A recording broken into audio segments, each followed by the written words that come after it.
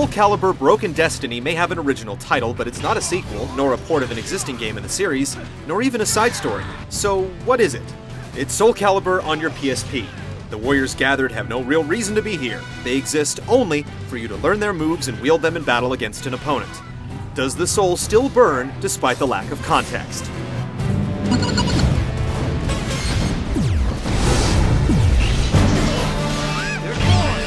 Broken Destiny is all business. Everything essential to Soulcalibur has been scaled down to portable size, and while story and setting are almost entirely absent, nothing important to gameplay has been lost in translation.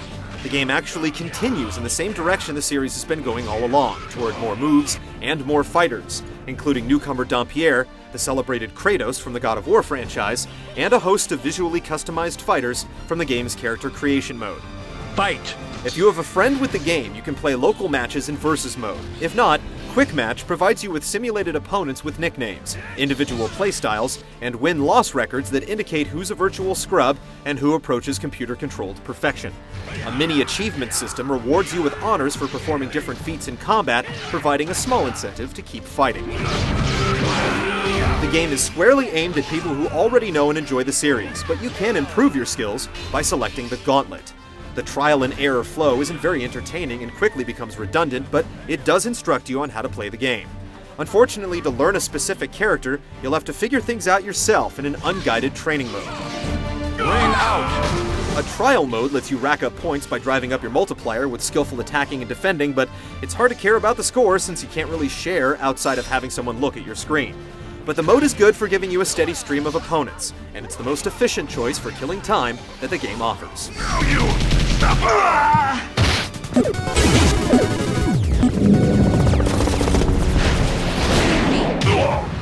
This is the end. Soulcalibur is a series that's easy to pick up and do impressive-looking stuff.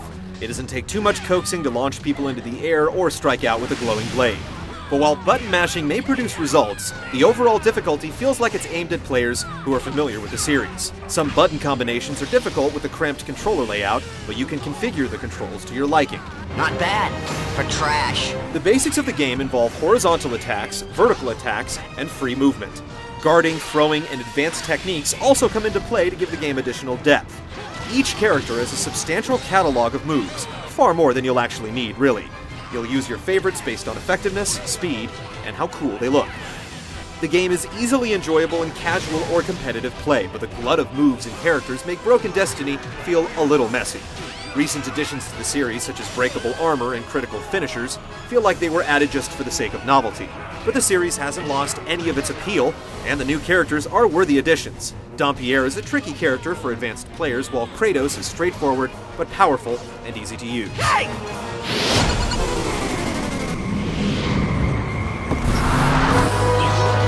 Broken Destiny is incredibly successful at recreating the charismatic characters and grand arenas the series is known for, without sacrificing detail, personality, or even bouncing boobs. For a handheld system, the level of fidelity is striking. Audio is faithfully recreated with grand dueling music, and the overly dramatic announcer referencing souls, swords, and fate. There is no escape for those who have fallen under the spell of the cursed sword. Loading times are quick, and become essentially non-existent if you actually install the game on your PSP.